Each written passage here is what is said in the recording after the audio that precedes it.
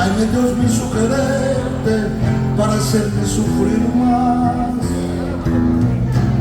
Siempre fuiste la razón de mi existir. Adorarte para mí fue religión. En tus besos encontraba el calor que me brindaba, el amor y la pasión. Es la historia de un amor como no hay otro igual, que me hizo comprender todo el viento del mar. Ella dio luz a mi vida, apagándola después. Ay, qué vida tan oscura, corazón, sin tu amor no viviré. Es la historia de un amor.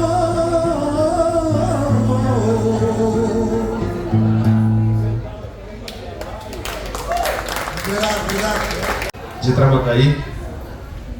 Quem está chegando hoje, eu também não quero ser repetitivo aos que já vieram ontem, mas nós precisamos fazer uma breve contextualização.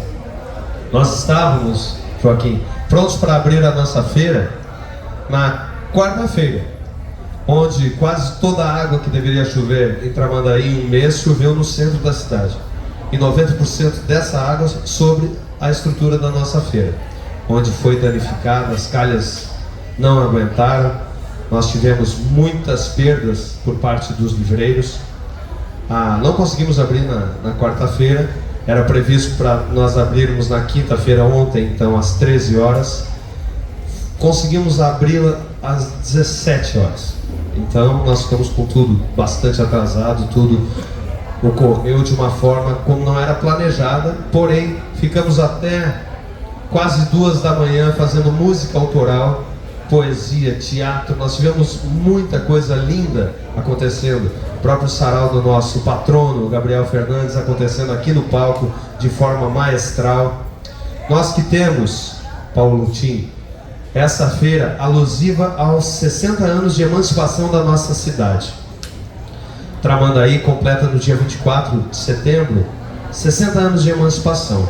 O nosso slogan é 60 e contempla a emancipação. A nossa avenida ali da frente chama-se Emancipação, não à toa o nosso slogan.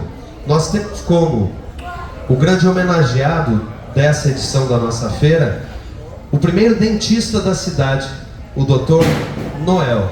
O Dr. Noel estava ontem presente com a sua esposa Leda Saraiva Soares, que é historiadora, escritora. Nós temos a nossa xerife, que é uma professora de Libras, tem a inclusão na cúpula da nossa Feira do Livro, e o nosso patrono não poderia ser diferente, ele que é professor, é escritor, é poeta, é um ativista cultural e também é vereador na nossa cidade, nosso querido e talentoso amigo e poeta Gabriel Fernandes. E também, falando a vocês dois que não estavam aqui ontem, o Gabriel é o verdadeiro patrono que representa, habemus patronos, eu brinquei com ele no dia da chuvarada, porque ele estava aqui 23 e tanto da noite, secando livros, carregando livros com os livreiros, então protegendo a nossa feira. Muito obrigado e parabéns. Saudando os presentes, a minha esposa, a minha família, os meus amigos, os livreiros, estamos então abrindo esse bate-papo com palhaçada, o nosso bate-papo da tarde de hoje, Ases Poetas. Aqui no palco era para estar também um grande nome da literatura mundial, assim eu digo, da literatura mundial, e eles vão falar muito sobre isso, que é o nosso querido Dr. Luiz Nicanor. Muito bem-vinda, Nara.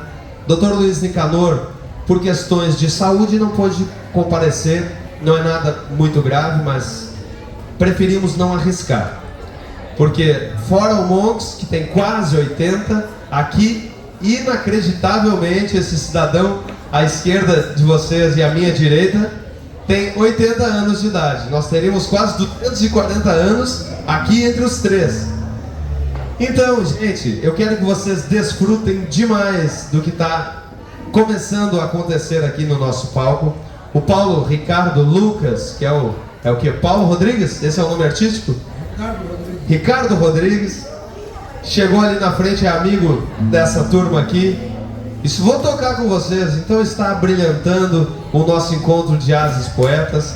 Eu quero que o Joaquim Monks coordene esse bate-papo, porque, como o Paulo Tim me falou há pouco, ele é um monstro. Quem conhece o Joaquim Monks, quando ele pega o microfone, realmente ele prova que ele é visceral com as palavras. Poeta de mão cheia, o querido Poetinha, é um cara de uma sensibilidade tremenda, incrível. Eu agradeço ao grande arquiteto do universo poder ter me colocado junto a esses dois, juntamente com o Luiz Nicanor, com essas figuras que engrandecem a nossa alma, o nosso conhecimento. Aqui o Paulo Tim, um cronista de mão cheia, poeta igualmente, esse carioca de coração gaúcho. E eles pedem que eu nem faça muitos rodeios dizendo quanto aos seus currículos, porque os grandes realmente não precisam dizer os seus currículos. Os grandes mostram com a elegância que eles têm, com o gesto que eles têm, a sua grandeza. Eu agradeço demais. Tim, Paulo, comanda o nosso baile. Eu quero estar só aqui usufruindo e sorvendo do conhecimento de vocês. Começar com uma musiquinha, Paulo?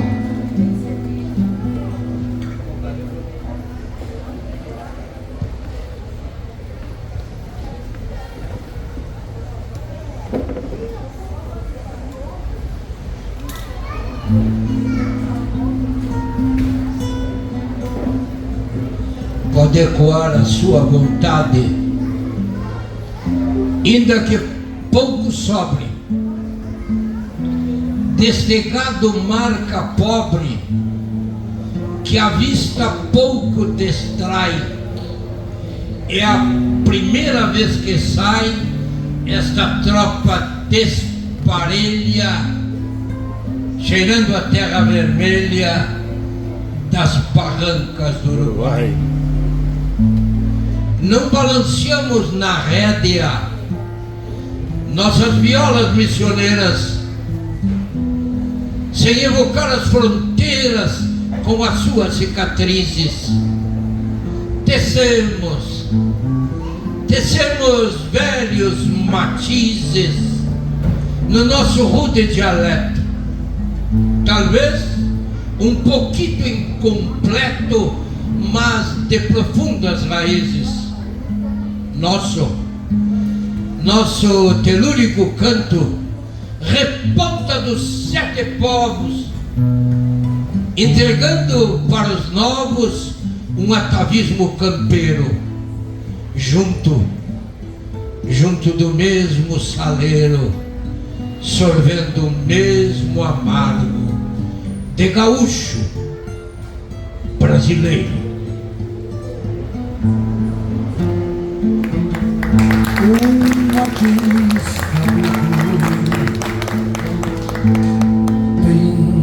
o céu de vinho pra morar sozinho,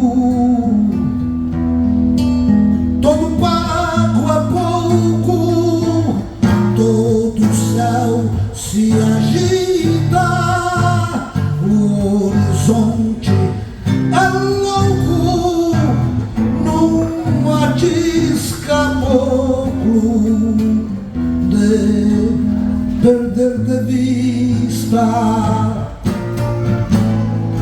amada,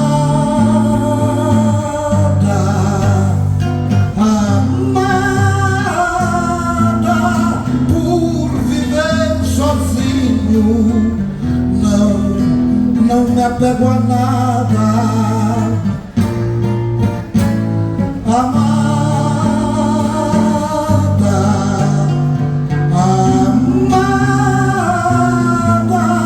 por viver sozinho, não me apego a nada. Homem no ano rincha, nas estradas rubras, repontando as nuvens sobre o céu arriba, o sol poente arde em sobrelombo a crista, quando Deus, o artista, vem pintar a tarde. Amada,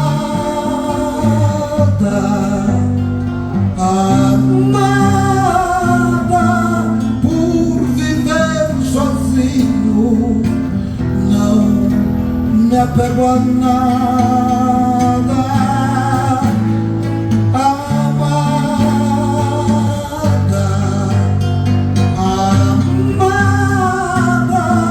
por viver sozinho, não me apego a nada. Um matiz de chuva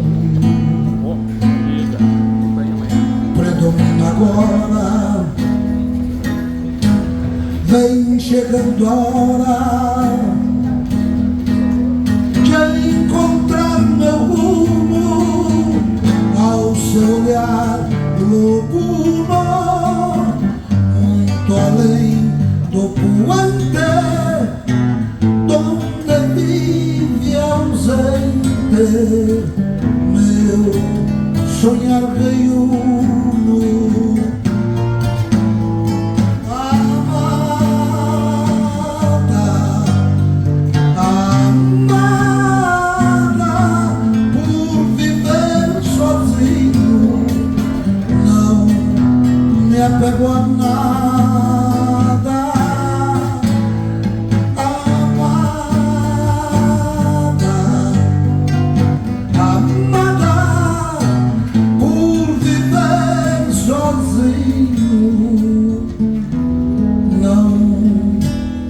Me apego a nada.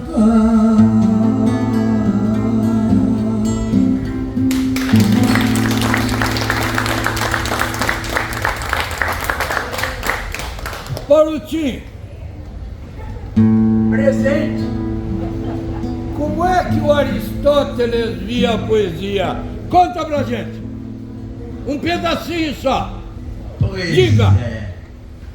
Hoje é um dia de encontro, né?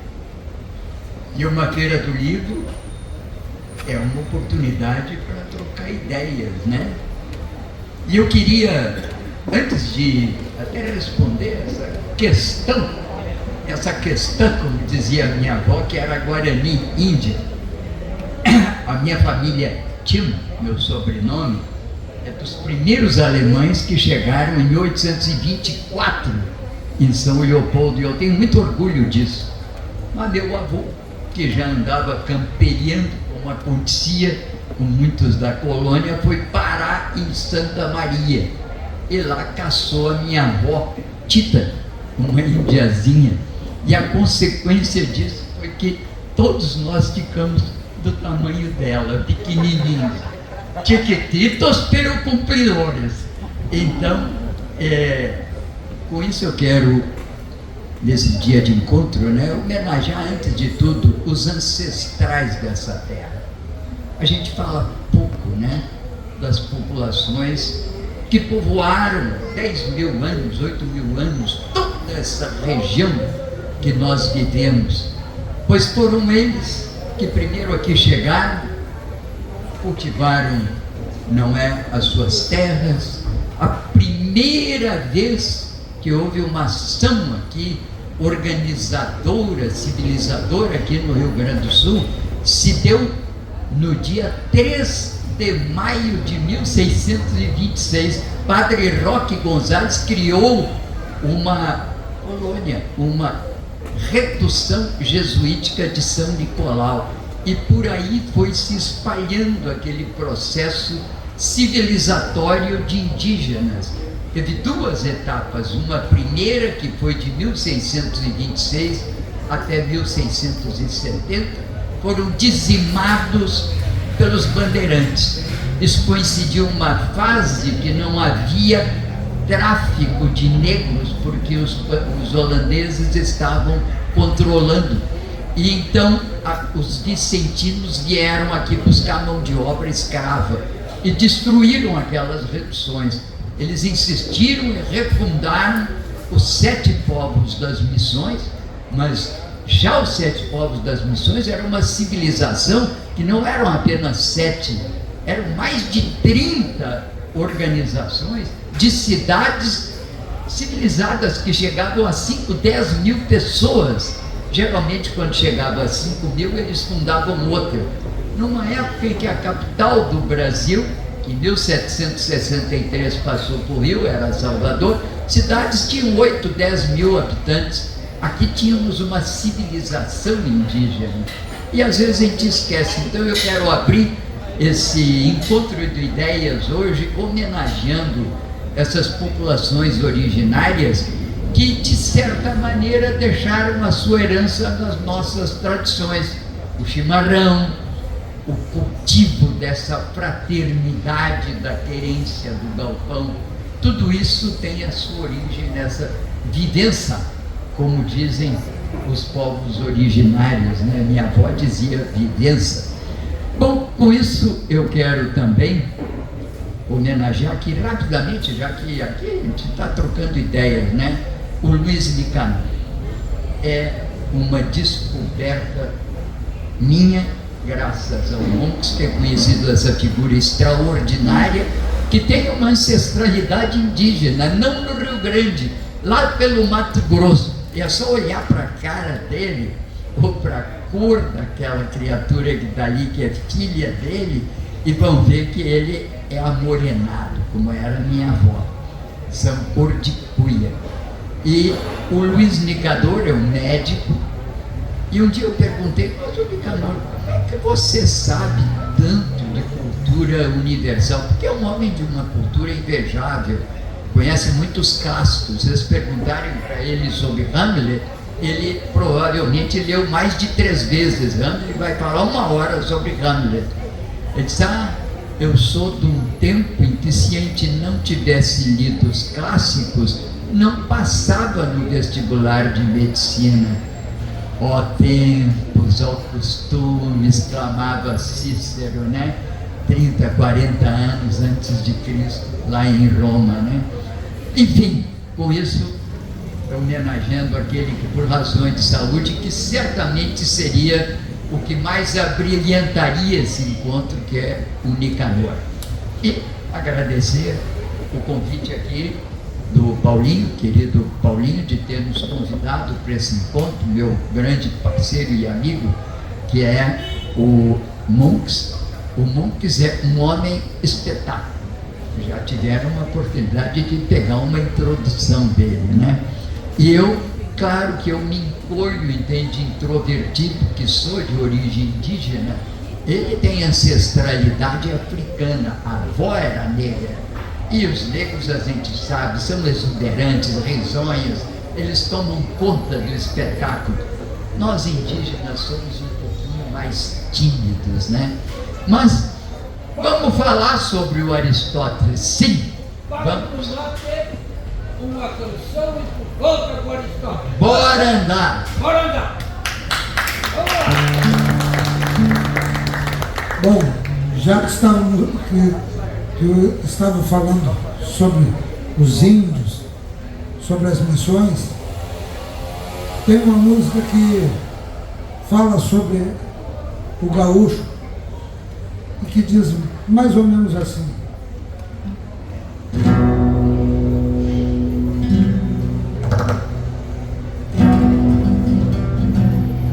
campeando um rastro de glória,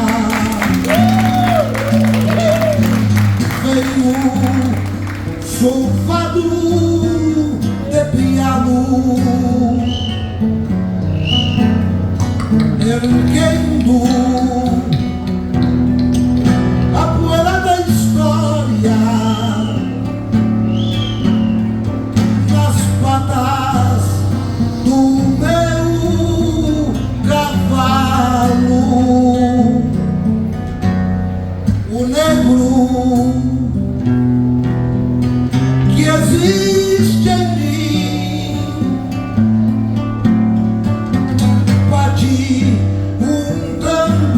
dor no meu peito. O índio também assim tempera e adoça o meu jeito com um laço e com bolhadeira, com garrucha e com facão. Desenhei pátria e fronteira, vento, pialo e paixão.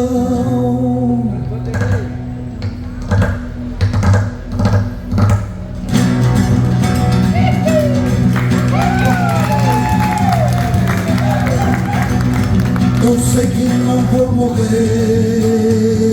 porque de mim vai ficar o mundo que eu construí, o meu Rio Grande, o meu lar, campeão das próprias origens. Qualquer guri vai achar, campeão das próprias origens. Qualquer guri vai achar.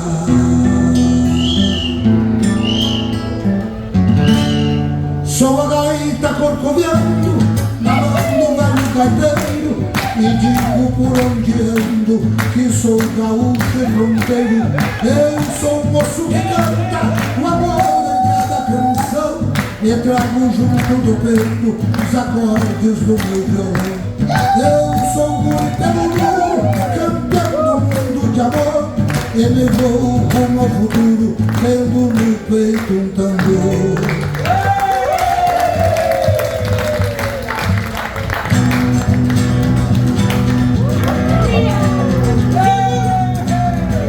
Eu sei que não vou morrer, porque de mim vai ficar o mundo que eu construí, o meu Rio Grande, o meu lar, campeão das próprias origens. Qualquer guri vai achar, campeão das próprias origens. Qualquer guri, qualquer guri, qualquer guri vai achar.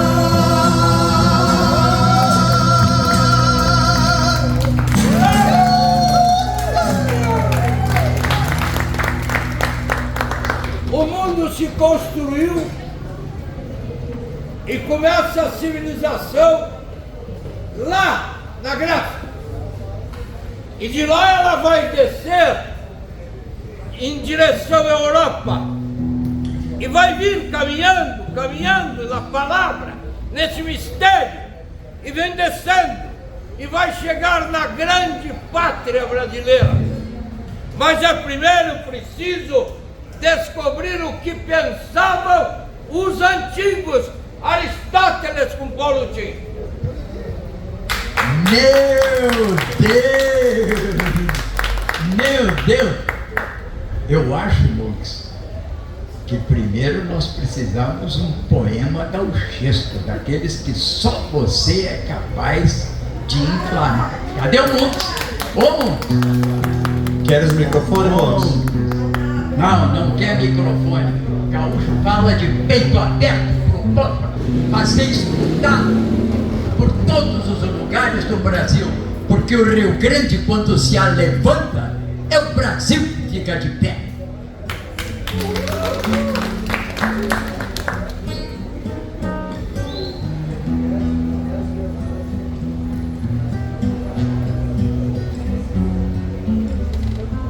Vai o barco de farinha cruzando o velho Uruguai, bacana dessas cruzadas. Vem na popa o índio moço manejando o varejão, vem atento e vem pensando: vou deixar no contrabando, não é vida para um cristão. Hoje eu vim porque o menino deu sumiço na chupeta, e aquele que a trompeta saiu louco de chorão. Sorriu o moço da popa, porque no bolso da roupa traz um pico pro piá. Houve um tiro de repente vindo das bandas de lá. Foi um tiro de sinal.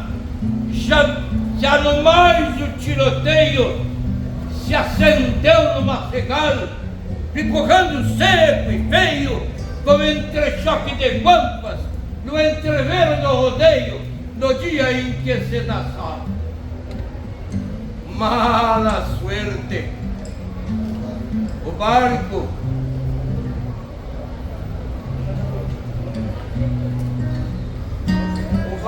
vinha chegando, e a carga do contrabando, com mais 10 braças de rio, tinha subido a picada, da picada para a carreta e daí pro caminhão.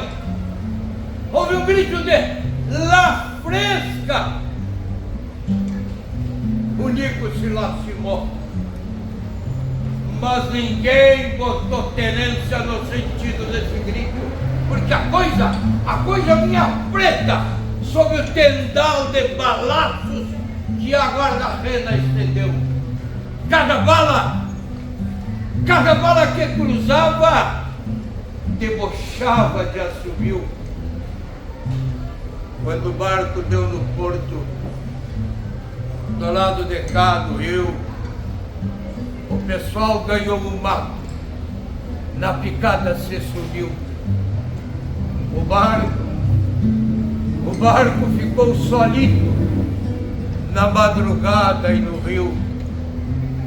Digo mal, ficou o Nico sobre um saco de farinha que um balaço espedaçou. Tinha o lenço maragado na brancura da farinha onde o índio se apoiou. Foi quando a manhã surgiu mostrando o sangue do Nico pingando dentro do rio. Menino, cala essa boca. Não demora, chega o Nico. Vai te trazer outro bico que é pra tu não chorar mais. Veio amanhã, veio à tarde, veio a banheira luzir, veio à noite, grande, morta. A China veio pra porta e nada do Nico viu. Veio um dia, mais um dia, veio outro dia depois, ao pé de uma lamparina, vela em silêncio uma china, que de chorar se cansou. Uma cama de peleiro, choraminga sem sossego, um piazito babão, porque o pai não trouxe o bico, e o que tinha se assou.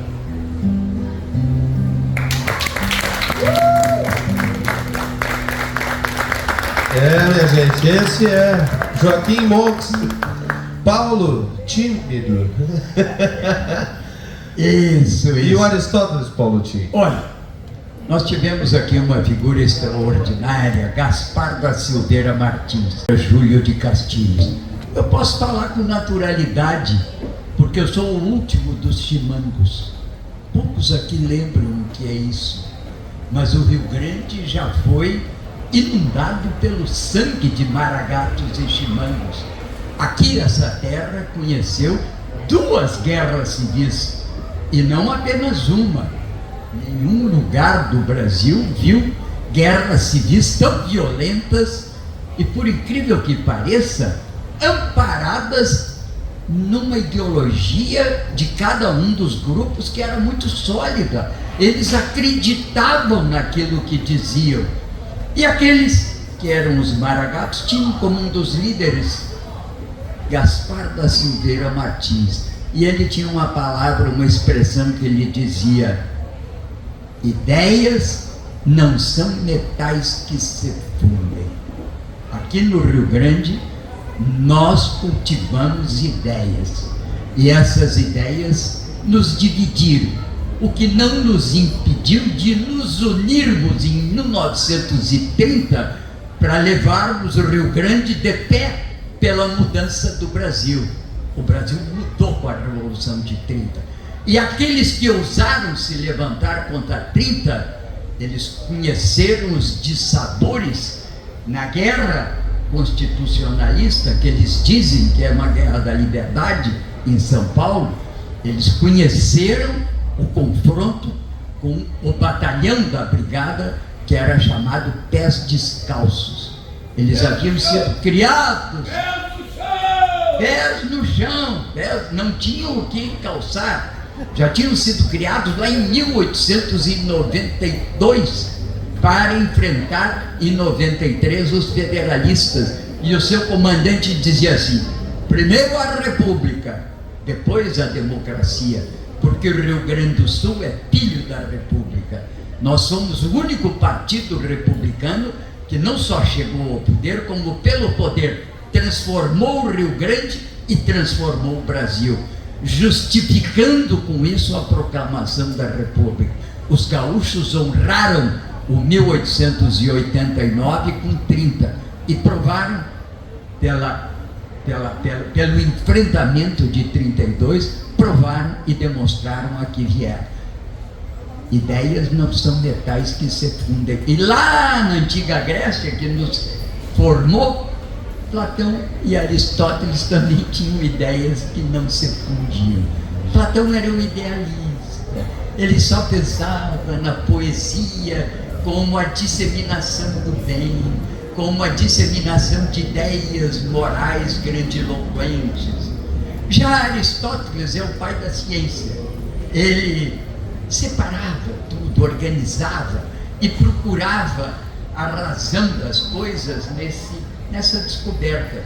E ele aí descobre que a poesia também tem a sua lógica como a arte da palavra, independentemente da mensagem que ela traz. E isso vai replicar agora, nesse século que a gente vive, compreendendo a poesia. E aí que compreendemos o Monks, quando ele conta as histórias dele, que ele é um poeta filósofo. Tem um livro do Jablonski que explica isso, que é um crítico literário aqui do Rio Grande do Sul.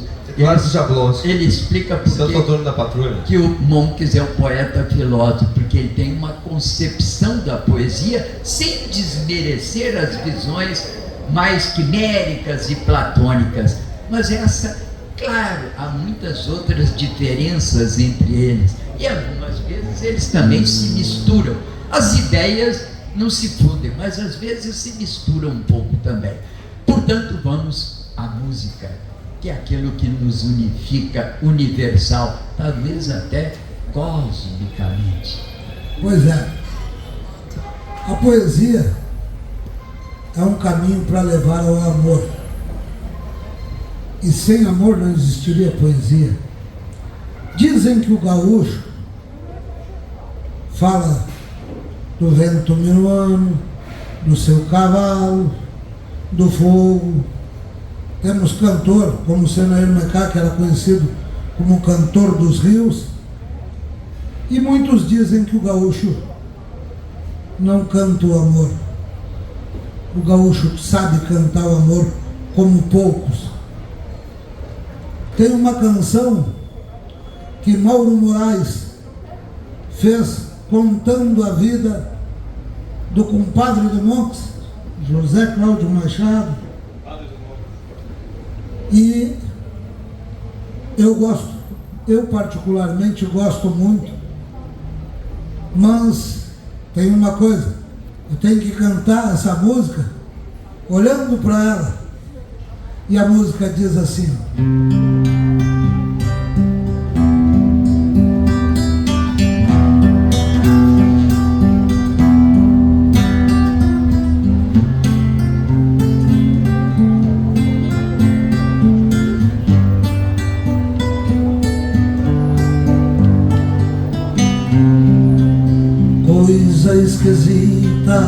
a gadaria toda, penando a dor do mango, com um focinho na água, o campo alagado nos obriga a reza, no ofício de quem leva a ir lutar as mágoas, olhar triste do gado, atravessando o rio, a baba dos cansados, afogando a volta, a banha de quem berra no capão de mato, e o brado de quem cerca, repontando a tropa.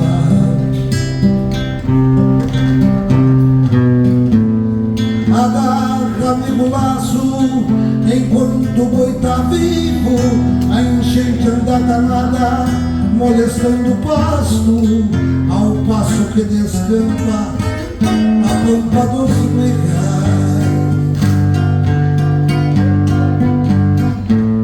E a boia que se come, retrucando o tempo, a barda no rodeio, a solidão local, pelando um alemão, o que a razão quiser.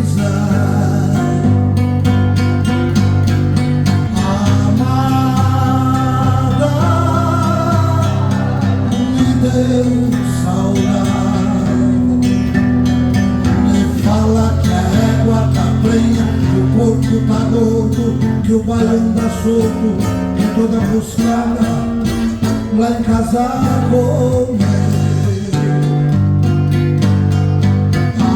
Amada,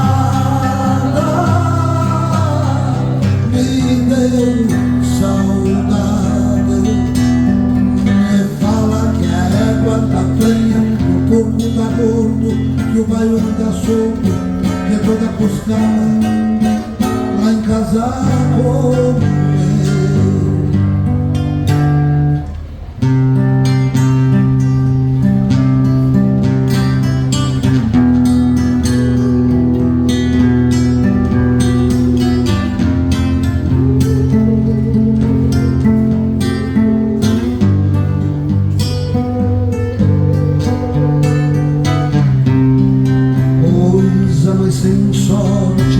Esta peste medonha, curando os mais bichados, deu febre no gado. Não fosse a chuvarada, se metendo a besta, traria mil cabeças com a benção do pago. Dei falta da santinha, limpando os peçoeiros, e no terço de tentos, nas preces sinuelas, logo em seguidinha, é Semana Santa, vou sair pra barranca e só depois vou ver.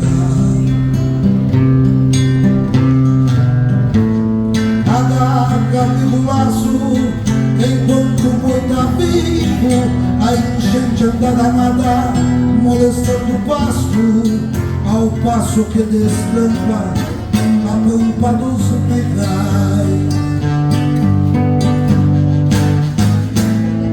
Boia que se come, retrucando o tempo, a barca no rodeio, a solidão local, pelando um alemão, o que a razão quiser.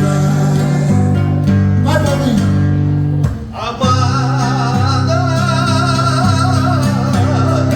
me deu saudade, me fala que a égua tá prenha, que o porco tá gordo, que o bairro anda solto e que tu vai buscada lá em casa a comer. Amada, me deu saudade, me fala que a égua tá prenha, que o porco tá gordo, que o bairro anda solto, que toda buscada lá em casa a comer.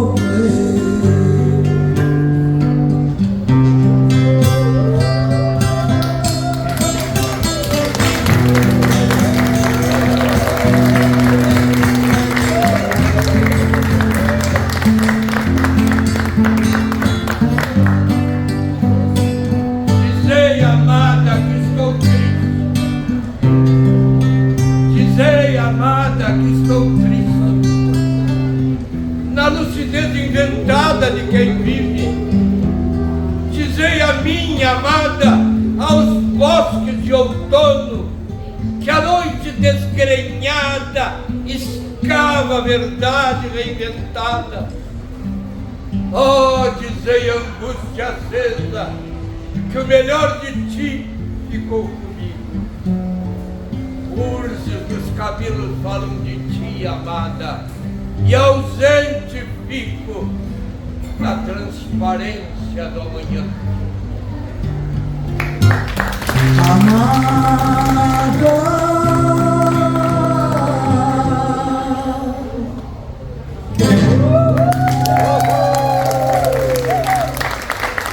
Querer-te, como me custa querer-te, como me custa.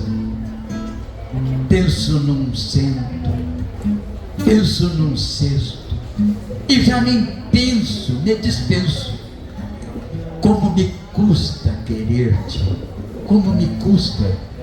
Sento para pensar, sento para passar, e já não posso, me destroço. Como me custa querer-te, como me custa. Há muito não penso, há muito não posso, e já não faço nada, me desfaço. Como me custa querer-te, como me custa. Nem sei se te quero, nem sei se te espero. O único que sei é que me desespero. Paulo Tim, poesia de bolso, eternidade.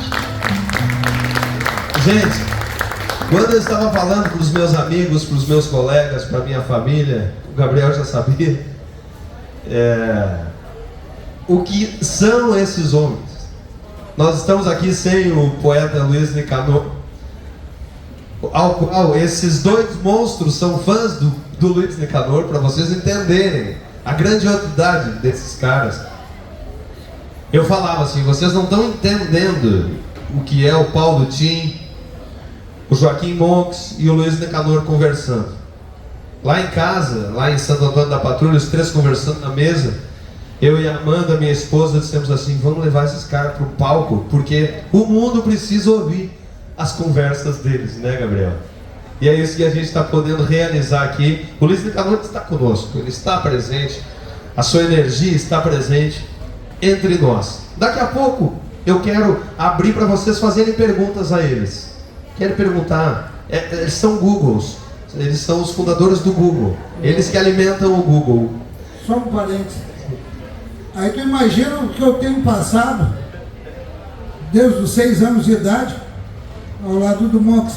Só para teres uma ideia, nós fomos fazer a inauguração do Teatro Municipal de Novo Hamburgo. Eu, Joaquim Monks e a trupe da Casa do Poeta Rio-Grandense, onde estava o falecido fundador da casa, Nelson Fachinelli, e outros grandes poetas. Depois da inauguração, o prefeito levou todo mundo para uma churrascaria,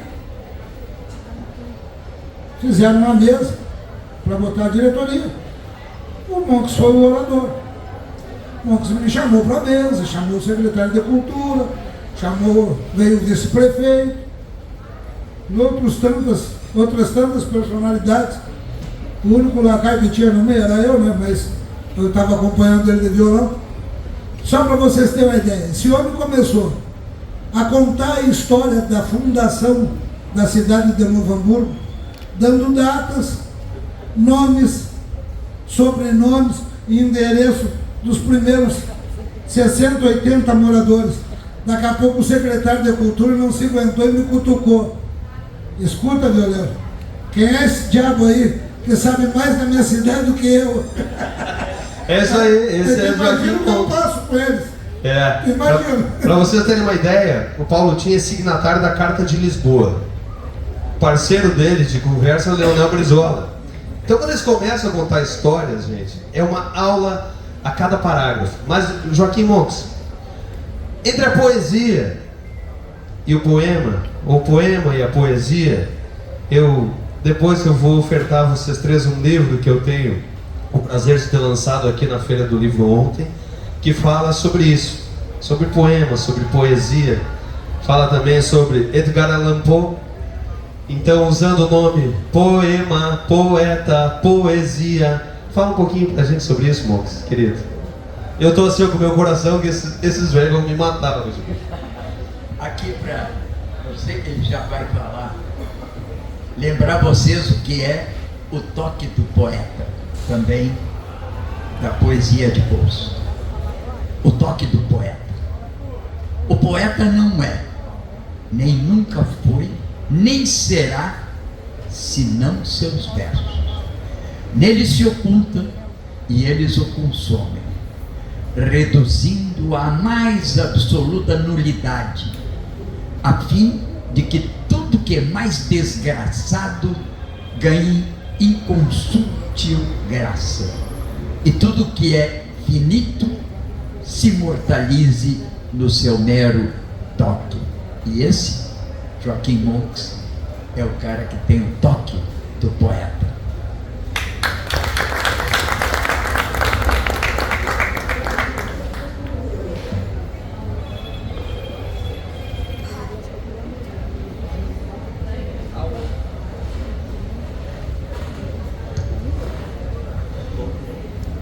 A poesia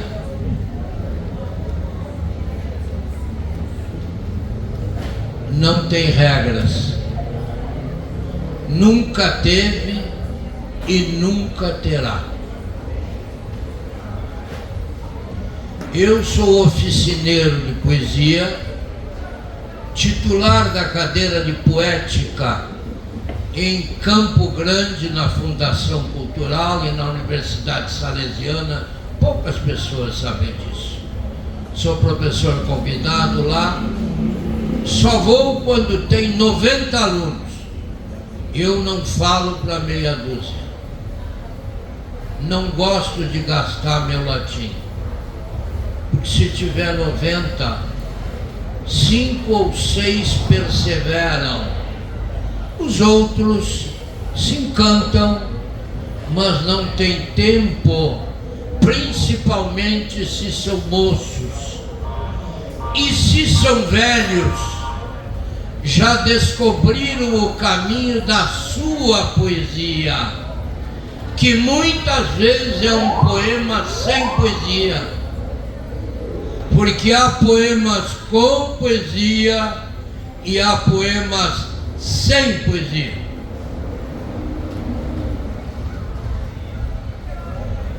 Querem o toque mais importante? Peguem um texto que vocês não conhecem, porque a poesia, ela não existe, ela não tem forma, ela é inconcreta, ela não tem concretude. O que tem concretude é a sua materialidade, que é o poema. Então, quando alguém diz assim, como a minha queridíssima professora Gladys Brauner, para o Joaquinzinho aos 6 anos, dizia assim: Joaquinzinho, diz uma poesia.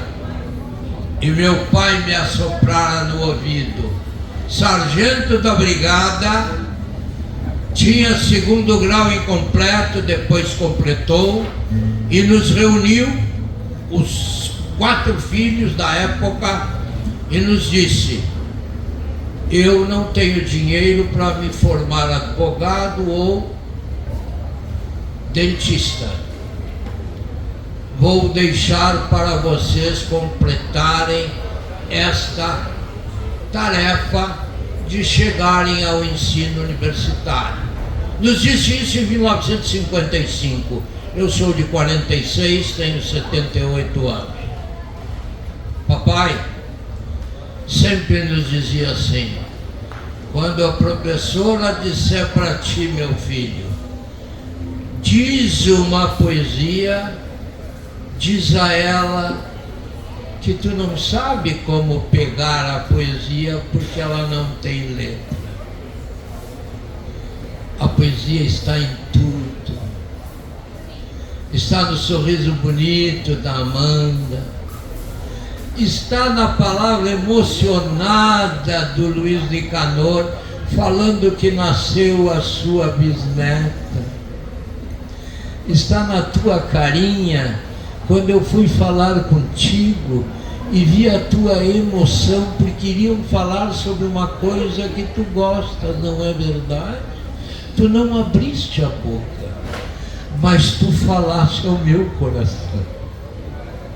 Esse é o mistério do amar o outro. Ninguém é dono da poesia, nem o próprio autor, meus amores.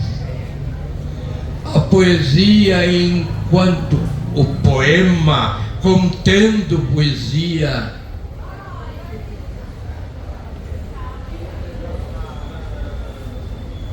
o poema contendo poesia, nem ele, quando nasce,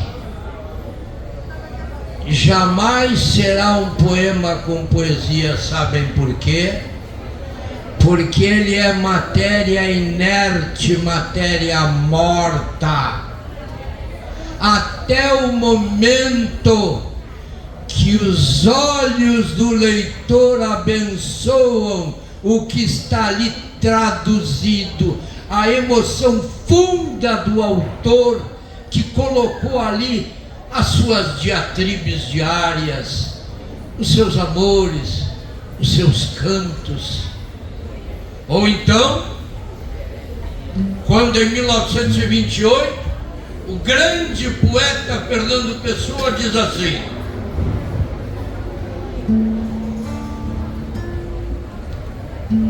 a minha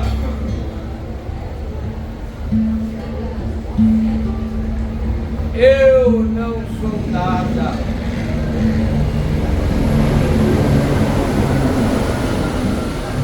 Eu não sou nada.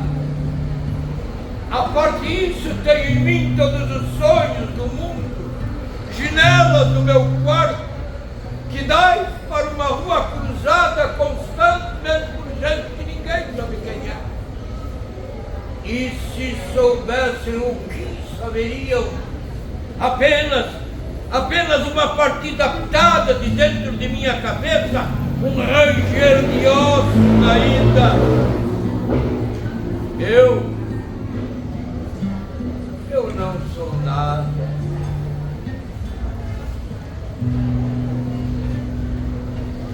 Ou então, quando Vinícius de Moraes,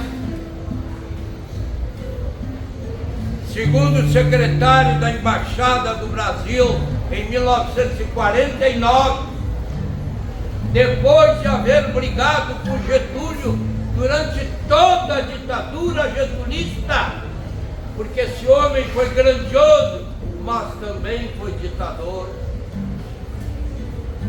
De 30 a 49, nesse período, já era o general Dutra. Getúlio volta depois pelos braços do queremismo do povo, desejando: venha Getúlio, venha o velhinho de novo. Vinícius Moraes brigou a vida inteira, entrou Dutra e continuou brigando. Ele e João Cabral de Melo Neto, que era segundo secretário da Embaixada do Brasil em Milão, na Itália, na Espanha, perdão. Mas Milão estava, em Barcelona estava o João Cabral e o Vinícius na Itália. Os poetas sempre cantando a liberdade, não aceitando a opressão, não aceitando a injustiça, não aceitando essas coisas do dinheiro que fazem uma mentira dessa história de um salário de fome, como se for um salário para sobreviver. Contra isso o poeta tem de lutar. As balas do franquismo em 1930 1936 mataram Garcia Lorca, que não era comunista, era um libertário. Muito bem, olha o que diz Vinícius do Pátria Minha.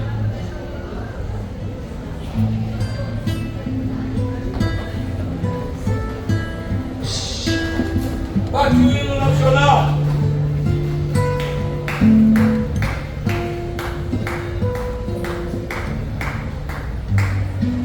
A minha pátria é como se não fosse, é íntima, doçura e vontade de chorar, uma criança dormindo. É minha pátria, vontade de mudar as cores do vestido ao e verde tão feias de minha pátria. De minha pátria sem sapatos e sem meias, pátria minha tão pobrinha. Foi uma vez no meio de Nova Inglaterra, eu vi meu filho dormir no exílio e esperei ver a Cruz do Sul que não veio, mas eu sabia, a minha pátria não rima com mãe gentil, a minha pátria é de nuvens, Urinamar, a minha pátria tem um não sei que, libertas, será também, que um dia traduzido o exame escrito, liberta, que serás também. Tenho-te, no entanto, em mim um amor morrido a quem se jurou, tenho-te como uma fé. Não te direi o nome pátria amada, pátria minha. Vives em mim como uma filha que é uma ilha de ternura, a Ilha Brasil. Talvez. Joaquim Monks. Gente, eu vou passar o microfone para as curiosidades de vocês, que vocês tenham sobre o Paulo Tim e o Joaquim Monks. Quando a gente lê esses caras como o Luiz Nicanor, e a gente cita muito o Luiz Nicanor porque ele é um dos grandes que formam esse trio Ases Poetas. Os Ases Poetas são os três. Eu nem sabia que eu era. Eu prefiro ser um B. Joaquim, eu vou fazer uma pergunta para ti, que eu passo por Paulo também. A Simone de Beauvoir, ela tem uma citação que eu gosto muito, que ela diz o seguinte, que nós deveríamos elevar o povo à altura da cultura e não rebaixar a cultura ao nível do povo. Eu quero saber a tua opinião, realmente, assim, sobre a importância que a cultura tem, que o olhar poético tem, como tu trouxeste tão bem, porque tudo que tu fazes, bem como Paulo Tim, bem como Luiz Nicanor, é contido de poesia.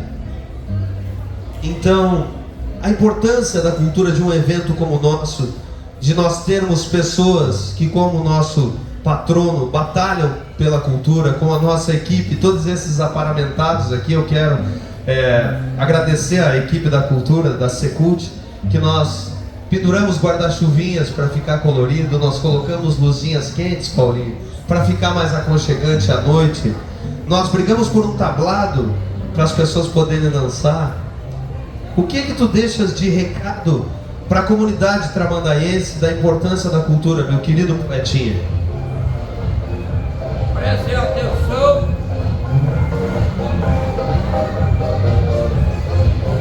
Alô, prestem atenção em algo que o Paulinho disse.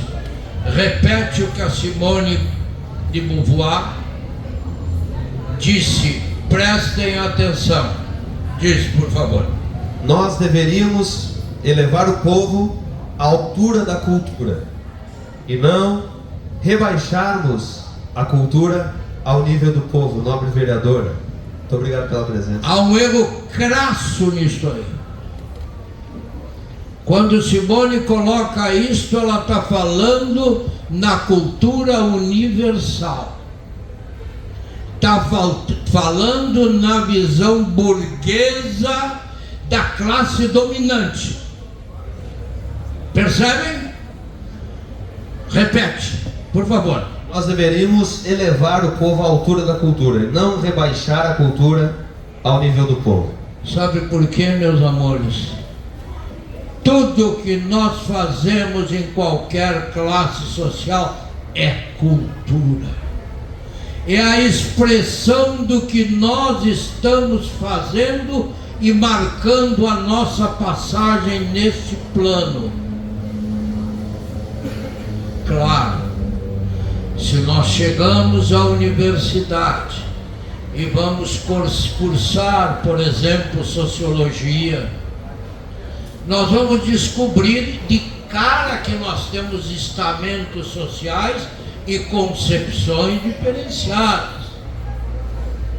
Então eu não concordo, em princípio, com a expressão de Simone de Beauvoir, que não pode ser vista assim, somente sob esse aspecto, até porque ela foi uma mulher extremamente corajosa ao seu tempo, rompendo com o marido, traindo-o abertamente, traindo o conservador, diz isso.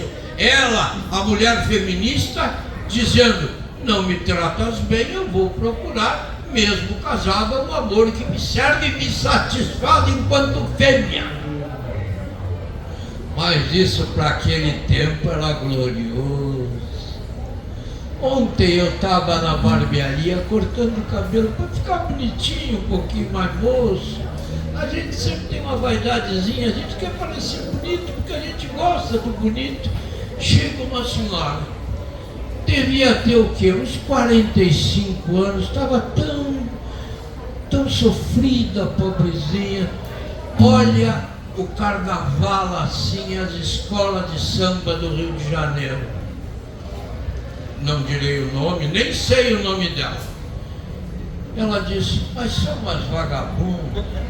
Mas o que é isso? Onde é que está a mulher agora? Só falta mostrar perereca. Havia um monte de macho, um macharinho imenso. Tinha uns 15 homens, 4 mulheres. Eu fiquei quieto, sou um velho. Vou entrar num papo com essa senhora que já tem concepção e que já deve estar extremamente cansada do machismo dos homens que batem nela, que produzem filhos, que não cuidam dos filhos, que enfim não são bons pais. Mas, se eu pudesse, eu diria: a senhora sabe que eu, mesmo não sendo potente dos 17 anos, eu lembro de Vinícius de Moraes: enquanto houver língua e dedo, nem tudo está perdido. Não é verdade? A gente arruma um jeito de brincar, afinal de contas nós somos bichos. Nós somos bichos. Nós temos o nosso lado animal que nós procriamos. E nós temos que ter este gozo até para nos sentirmos bonitos. Como é que eu vou explicar isso para ela? Que quando eu vejo aquela mulher, quando eu vejo a mulher do nosso sambista, Paola, uns quilinhos a mais, mas meu Deus, um abraço daquela mulher, eu acho que eu morria, não é? Eu acho que eu morria mesmo que eu tivesse cheio de Viagra na cabeça, que não é o meu pastel. Não tem dúvida. Pois é, tu ia morrer do Viagra ou de susto, né? Daquilo te abraçando. Pois é. Então vocês vejam. E aí é que está a beleza da criatura humana. Antes eu queria dizer para vocês não sabem o quanto eu estou feliz. Nós estamos falando coisas seríssimas aqui. Nós estamos falando da cultura sob vários aspectos. Onde estão os moços? 1, 2. 3, médio, ainda é moço. 4. Quantos de nós somos efetivamente velhos? Quantos? Quantos? Não sei. Vocês sabem como que bom, o Paulinho me disse uma coisa: Tramandaí é uma cidade que respeita a cultura. E eu faço o trabalho há muitos anos respeitando a comunidade. E essa administração que está aí, a qual eu pertenço, tem essa filosofia. Não te preocupa que vai haver um público. Eu disse, se tiver 10 pessoas eu estou premiado. Olha que lindo. Na minha terra, Pelotas, eu já falei, já fiz palestra para 200 pessoas, 150. Enchi o Guarani com 800 pessoas. Quando fui o anfitrião na feira do livro de Pelotas, minha terra. Mas já fiz palestra para 30 pessoas, eu não esperava 200. Que bom, vocês vão para casa com alguma coisa. Aquele velho tarado lá falou até de perereca. Aquele camarada lá, mas parece que incorporava, nem parece que é coronel da brigada, nem parece que foi deputado. Pois é, professores, eu sou o autor da lei da pilcha gaúcha, como deputado estadual constituinte. Eu sou o que escreveu a Carta Constitucional, cultura, turismo, 6 áreas. Está lá, 1986.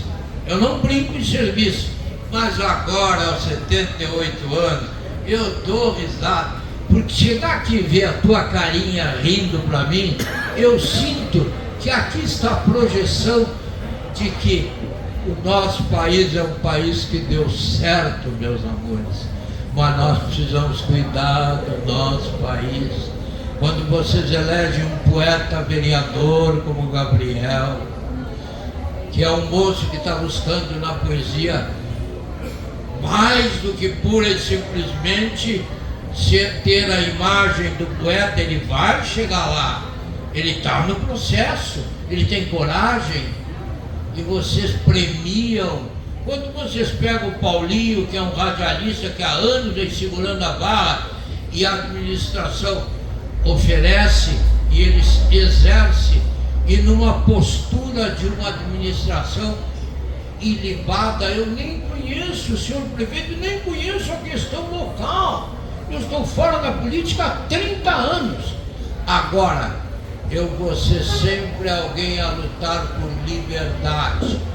Eu fico com Voltaire. Eu posso divergir totalmente do que ele pensa, mas eu assegurarei o direito dele dizer o que ele pensa, para que nós tenhamos um contraditório. Assim se faz um grande país, porque é muito triste olhar o mundo e ver a turbulência de determinada figura da política internacional, que de repente está terminando uma guerra para se apropriar do subsolo da Ucrânia. E eram aliados, não eram inimigos. Vocês estão se dando conta que mundo nós estamos vivendo? Vocês estão se dando conta, por exemplo, do que nós vemos na TV neste jogo desta última novela no horário nobre? Vocês estão se dando conta? É todo um jogo em cima daquilo que é nefasto à criatura humana.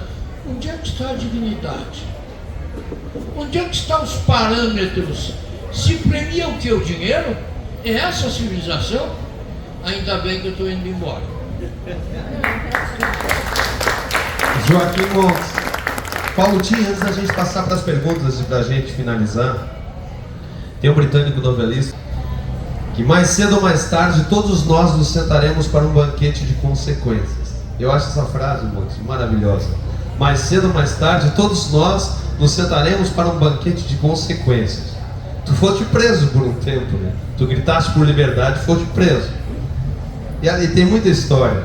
O homem fez a proteção de Roberto Carlos também. Enquadrado na lei de segurança. Enquadrado na lei. Tim, fala pra gente sobre quais são as consequências do teu trabalho na vida das pessoas, quais são as consequências da poesia na vida dos jovens, a consequência, como é que vai ser o teu banquete? Eu acho que eu já estou usufruindo desse banquete há algum tempo, né? Principalmente depois que eu me dediquei à poesia. Eu sou um poeta tardio. Eu fui conhecer e me dedicar à poesia quando eu já tinha perto de 50 anos, agora eu estou para 81. Eu estou aprendendo. Devo dizer que aprendi muito nos últimos 10 anos de convivência com o Monks. E quem me abriu esse caminho foi também um velho companheiro, amigo meu. Ele era mineiro de Ouro Fino, um trovador emérito, né? E ele sempre me pedia que na hora do banquete, como esse que nós estamos aqui dentro, que eu lembrasse dele, porque ele era já um poeta trovador consagrado, e que lembrasse a todos da importância da trova e da poesia e da língua portuguesa. E ele dizia, nessas ocasiões do banquete, você pega o microfone e conte para essas gentes, para que eles distribuam para o resto do mundo a mais bela trova da língua portuguesa, que é de Antônio Oliveira, um poeta do começo do século XX de Portugal, e que diz assim: ó águas do mar salgadas, de onde vos vem tanto sal? Vem das lágrimas choradas nas praias de Portugal. E aqui, nesse banquete, eu relembro esse velho amigo chamado assim Milton Rossi e cumpro a minha promessa que eu fiz para ele antes dele nos deixar, de divulgar o que ele considerava essa como a mais bela trova da língua portuguesa. E para finalizar, estamos aqui falando de cultura, banquete, eu que também me atrevo, né, nesse campo das trovas, que é uma das formas mais singelas, o Fernando Pessoa chama quadrinhas de gosto popular, né? E eu deixo aqui como uma reflexão e uma lembrança desse dia, né? Porque sempre se diz e se lembra, né, dessa pergunta fatal lá de Hamlet, que é decisiva. Hamlet é, de certa maneira, a grande obra de instauração do homem contemporâneo, porque ela coloca o homem diante da sua própria consciência. Shakespeare. E é aquela questão do ser ou não ser, né? E eu aqui pensando, e vou deixar para vocês essa reflexão também a propósito da cultura, né? Porque cultura não é só o que é, o que a gente pensa que é. Então eu deixo aqui a vocês essa trovinha, né? O grande dilema do homem não o divide entre ser ou não ser. O ser é, na verdade, uma verdade que vem a ser. Eu vou passar para as perguntas, as curiosidades que vocês têm sobre essas duas figuras ilustres, que são três na verdade, eles respondem um pouquinho pelo Luiz Nicanor. E sobre a cultura, né, Tim? Sim. A Selma Lagerlöf, ela diz que cultura é tudo aquilo que nos resta quando a gente esquece tudo aquilo que a gente aprendeu. É muito interessante isso, porque a gente tenta deixar um pouquinho mais concreto para as pessoas que não acreditam, que não entendem o que é cultura, né? E essa importância dessas pessoas maravilhosas aqui. Quem tem perguntas? Aqui. O seu nome, a sua cidade, a caravana veio de onde, por favor? É o Paulo Tim e o Joaquim Monks.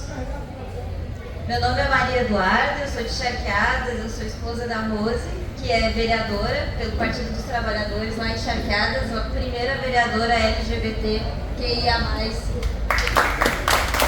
município, da região carbonífera, na verdade. E eu acho que eu queria fazer uma observação antes de perguntar, que é, já que o Monks é de Pelotas, de Satolepe, eu acho que tinha que ter um Vitor Ramil no final pra gente. A gente tinha que ter um Vitor Ramil. Mas a minha pergunta é, a Maria Bethânia uma vez falou que a gente não lê poesia se a gente quiser dormir, antes de dormir.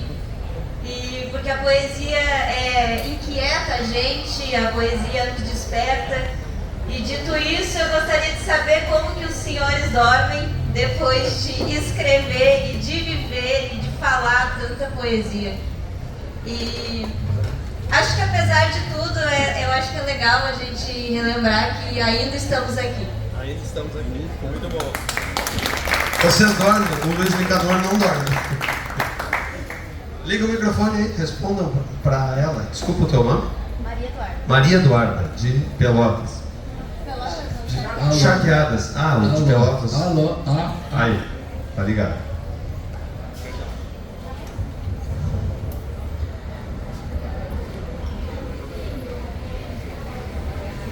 poesia para comer, diz a Maria Bethânia. Isso tem imensa sabedoria, sabe, Eduardo? A maioria dos poetas, principalmente que se apresentam nos grupos de poesia, não leram e não estudaram poesia, não têm preparo e não conseguem entender o que é um poema e qual a diferença entre esta materialidade da poesia, enfim, não conhecem.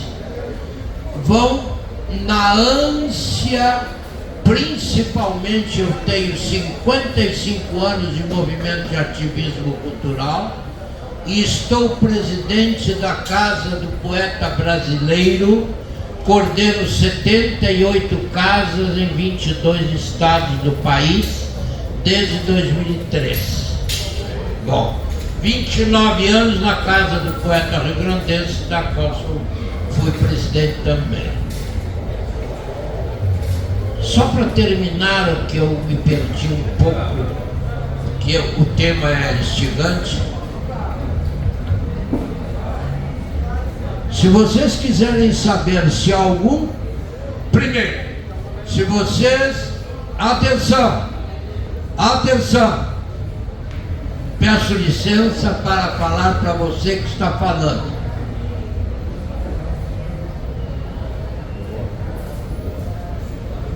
Se tu pegares um texto e o leres de cabo a rabo, e no final, um texto que o autor pretenda que seja poesia, que seja um poema com poesia, e se no final entenderem tudo, esse poema, entre aspas, pode ser tudo menos poesia.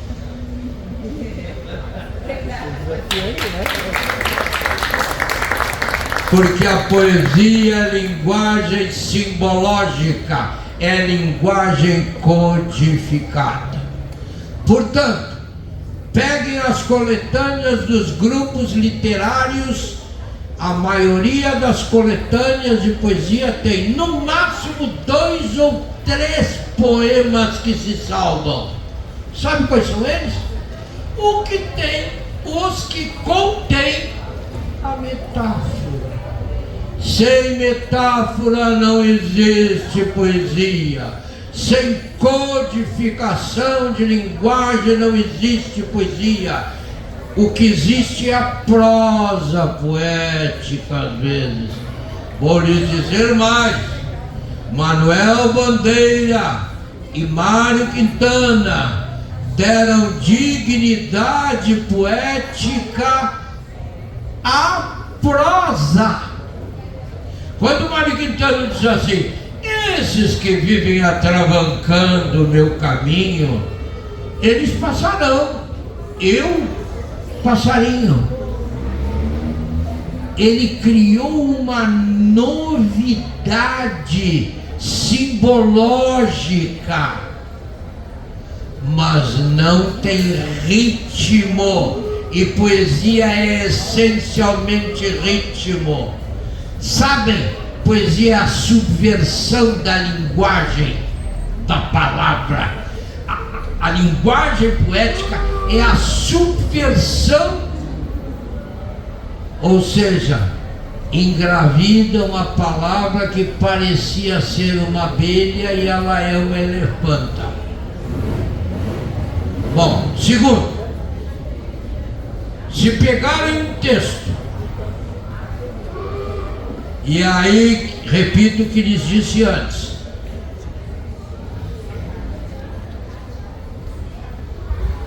o poema, a figura mais importante dentro da criação poética não é o autor, é o leitor. O leitor é que tem o condão de descobrir o mistério que está ali na proposta poética, aquilo que foi proposto, porque na poesia nós trabalhamos com uma imagem decorrente da metáfora, porque a poesia é a metáfora maior. Segundo, a maior mentira do mundo é a poesia. Não há nada que seja mais mentiroso do que a poesia. Ninguém faz poesia para a mulher que ele tem, faz poesia para a mulher que ele não tem. Compreendem? Mas a mulher que recebe se encanta, porque ela é a musa. Então, Eduardo, o que eu vou te dizer? Ele não dorme, Eduardo. A metáfora está dizendo isso. Vamos lá. Monks, querido, o nosso tempo está urgindo. Paulo Tim, tu dormes? Não, fique aí, por favor. Tu dormes, Paulo Tim? Liga o microfone aí. Quem mais tem uma pergunta? A gente está encerrando aqui. Paulo Tim, tu dormes? O Monks é testemunho, né? Eu durmo muito pouco. Eu costumo acordar 3 horas da manhã. É gozado, né? Porque o coronel da brigada é ele, mas eu sou o milico. Porque eu tenho hábitos que são hábitos de uma família que é uma família militar. Eu comecei muito cedo a minha vida como militar e também saí cedo da vida militar. Então eu durmo muito pouco. Mas acho que isso tem a ver com várias coisas, porque não é apenas a preocupação com os problemas do mundo, que eu acho que envolve sempre, né? Os poetas estão sempre preocupados com as dores do mundo, né? E mais que preocupados com as dores do mundo, ele tem que colocar essas dores em linguagem enigmática. Muito bem. Porque essa é a tarefa maior do poeta. O político não. A tarefa do político é revelar essas dores de maneira a mobilizar consciências capazes de mudar o seu tempo. O poeta, ele tem uma outra função. Como, de certa maneira, cada macaco no seu galho, né? Sempre se diz que, afinal de contas, é a engenharia que vai nos levar aos astros, né? Porque vai inventar, né? Segundo esses big techs da vida, né? Aeronaves aí que vão nos levar para o mundo, né? Acontece que se não for a inspiração dos poetas, quem vai pegar essa aeronave? A nossa tarefa poética é de criar um estado vital de sobrevivência na esperança de que alguns engenheiros nos levem um dia aos astros. Por enquanto a gente contempla a lua iluminado pelo seu brilho, E nos basta, entende, enquanto poeta, essa função, que é uma função enigmática. É a minha alegria estar aqui com vocês, realmente é tempo, vamos ficando por aqui, obrigado. A gente tem mais um tempinho, estava olhando aqui. A gente já traz música de novo. Deixa eu fazer um depoimento a vocês. O Paulo Tim, todo dia de manhã, por isso que eu chamo ele de folhetim, ele é o folhetim. Ele me manda informações do mundo, do Brasil, do estado e de Torres também. Todos os dias esse homem percorre as informações do mundo, do Brasil e me manda. Eu fico assim, eu não preciso mais olhar jornal, eu vou ligar qualquer rádio, tudo o Tim já tinha me passado. É incrível. Gabriel Fernandes, nosso querido patrono. Bem, eu não propriamente farei perguntas, mas não posso deixar, Paulinho, secretário de Cultura, de dizer da minha felicidade e do meu prazer de ter ficado aqui ouvindo vocês, meu querido Paulo Tim, meu querido Joaquim Monks, porque eu venho há um tempo dizendo às pessoas que nós não temos que ter o hábito da leitura, nós temos que ter o prazer da leitura. A leitura precisa ser percebida como um ato prazeroso, porque hábito é ir todos os dias trabalhar pelo mesmo caminho, é todos os dias levantar e escovar os dentes, isso é hábito. Agora a gente precisa ter prazer da leitura, e eu estou aqui extasiado de ouvir a vocês. A nossa amiga aqui, companheira, lembrou de Ainda Estou Aqui. Esse filme pode trazer o Oscar inédito para o Brasil. E aí eu preciso fazer uma referência ao Paulo Tim, porque antes mesmo de conhecê-lo, eu já era discípulo dele. Eu tenho a felicidade de o povo tramandaiense concedido a mim um mandato de vereador pelo Partido Democrático Trabalhista, partido do qual o Paulo Tim é fundador, signatário da Carta de Lisboa e fundador do PDT. Hoje trabalha para a reativação do PTB. E a gente precisa dizer, Paulo, que esse Oscar que pode vir para o Brasil está contando a nossa história, a história do trabalhismo, porque o golpe de 1964 foi contra o trabalhismo, foi contra João Goulart, foi contra o partido que tu ajudaste a fundar e que tu hoje luta para que volte a ascensão política. Então, meu querido, muito obrigado por todo o teu exemplo. E aí agora sim, Monks, eu vou fazer uma pergunta para um e uma contra-pergunta para o outro. Paulo Tim, a vida é um eterno desassossego para a gente que lida com as letras. Aí eu te pergunto, Paulo, o que é a vida, o que fazer com esse desassossego? E aí, Joaquim Monks, eu vou citar a Fernanda Torres para te perguntar. A vida presta? Ela tem dito que sim. Eu te faço essa pergunta.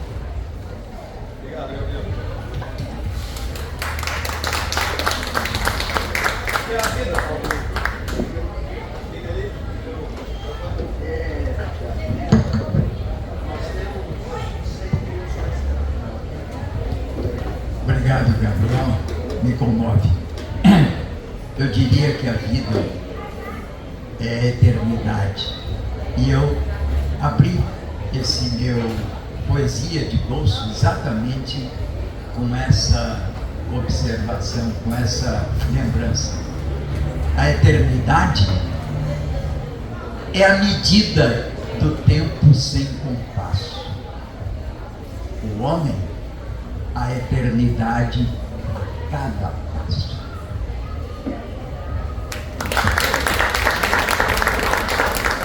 Joaquim Monks, deixa eu entregar um mimo a vocês. Eu entrego ao nosso músico Paulo Ricardo, ao nosso Joaquim Monks, poetinha, ao Paulo Tim, essa obra que eu humildemente lancei ontem aqui na nossa feira de livros.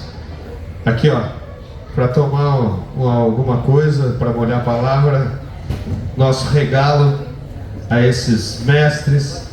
E o Joaquim Monks já responde ao nosso patrono. Vou passar as mãos da patroa Ah, tá certo. para ficar cuidado. E a vida presta, poetinha, o nosso patrono te perguntou. Eu vou propor uma resposta coletiva.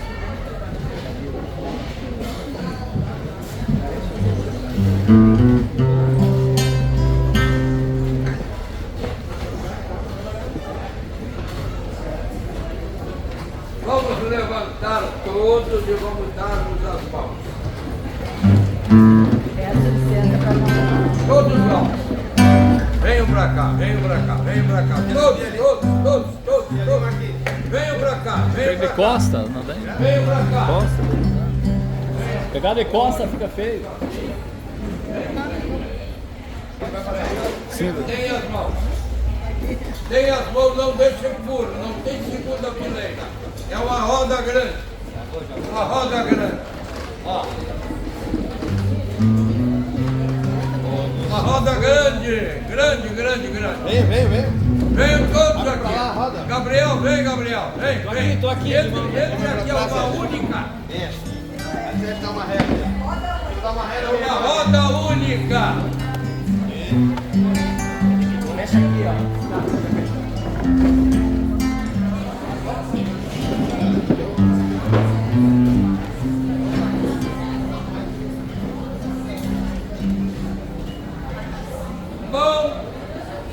Mão direita sobre a esquerda, segurando o dedinho fora.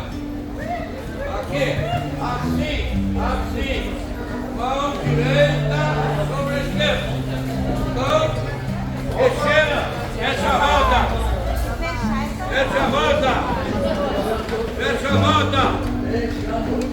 a roda. Estamos encerrando o nosso trabalho de motivação, agradecendo Tramandaí na figura do secretário, agradecendo ao senhor prefeito, ao senhor vereador, secretário, agradecendo ao Supremo Arquiteto do Universo, ao absoluto. Vamos baixar a nossa cabeça. E dentro de nós vamos descobrir se nós prestamos ou não. Porque o homem tem uma tendência imensa a ter.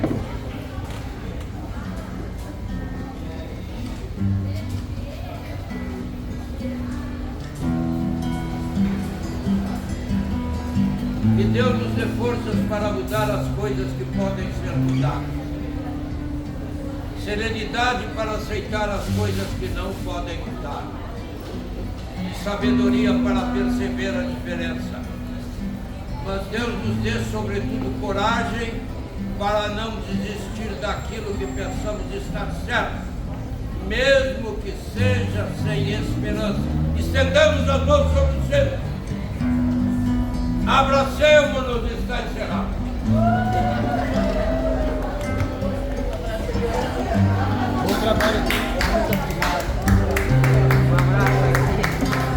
Como aurora precursora no farol da divindade,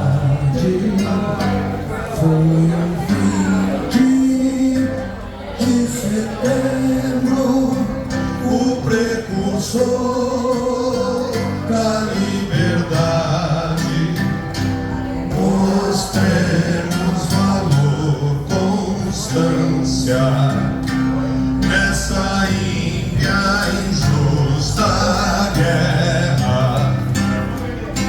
Sirvam nossas façanhas de modelo a toda a terra, de modelo a toda a terra. Sirvam nossas façanhas de modelo a toda a terra, mas não basta pra ser livre, ser forte, aguerrido e bravo, como que não